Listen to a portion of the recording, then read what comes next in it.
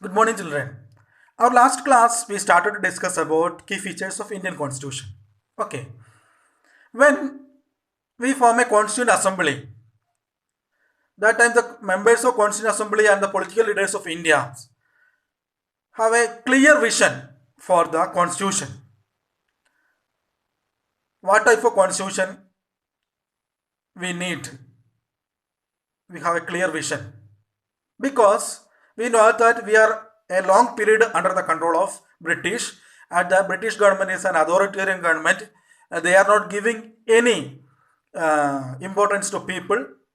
All the laws and the government is ruled for welfare of the British, and Indians don't have any freedom and power to make government and all these things. So from that bitter experience, our constituent members, assembly members, have a clear vision. What is that? Indians that free India should be a democracy. Okay, free India should be a democracy in which everyone should be treated equally. Okay, everyone should be treated equally and be allowed to participate in Indian government. Okay, that is a clear vision.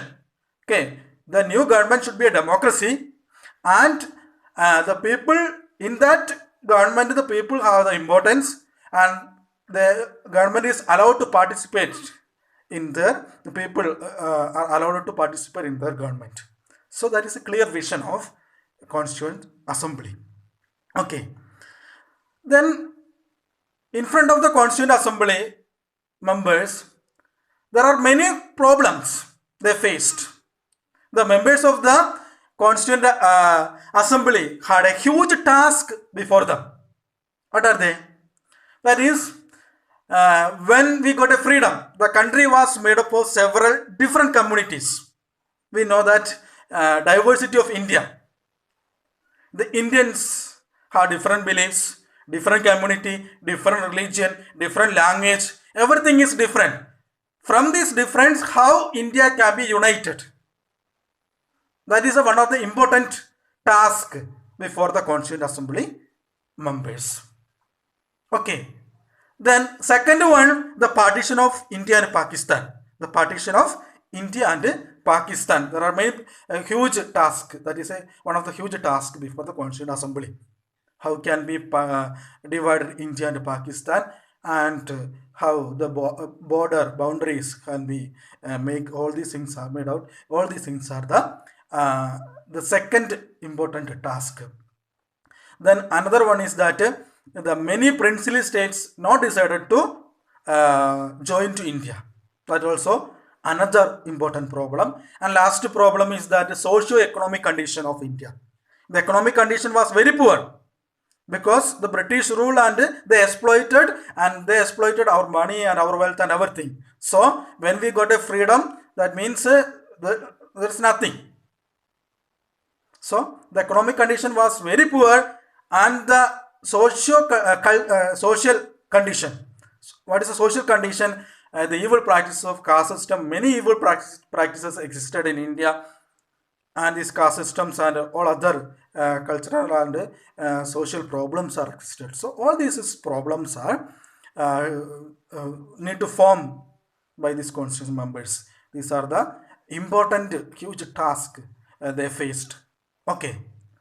Then we are going to for key features. Key features. First one we discussed, that is known as federalism. Okay, this is refers to existence of more than one level of government in the country. Okay, so it is refers the more than one level of the level of government in the country. One level of the government in the country, and that is in India. Government is divided into three: central government, state government, and in village level, Panchayati Raj. Okay, like that, India federal system. Why we formed this federal system? Federalism is necessary in a vast country such as India.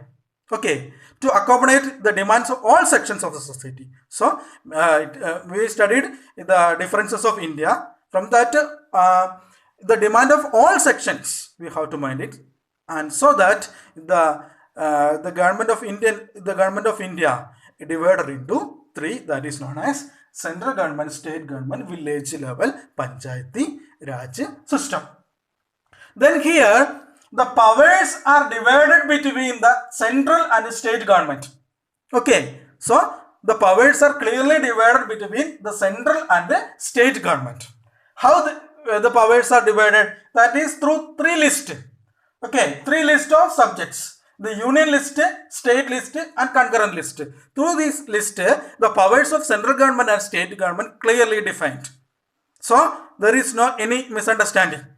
What are the powers of central government? What are the powers of state government and the Panchayati Raj systems? So that is clearly defined through three lists. That is known as union list, state list and concurrent list. Okay, in union list there are 97 subjects are there. Then state list 66 and concurrent list 47 subjects are there.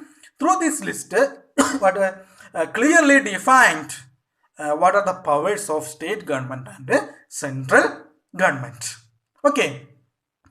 In the union list, there are 97 subjects are there. Then one example I will say defense, foreign affairs, banking, all these things are union list. That is who can take a decision? Central government can take the decision. Then state list, 66 subjects are there. That is public order, police, public health, all these things are the example of state list. And concurrent list in that education, forest, wildlife, animal, all these things are included in the concurrent list. And in the concurrent list, both state government and the central government can be take the decisions. But the superior power is central government. So these are the key features. And first feature and second feature is known as parliamentary form of government. It should be a parliamentary form of government. That I will explain in the next class. Okay, thank you.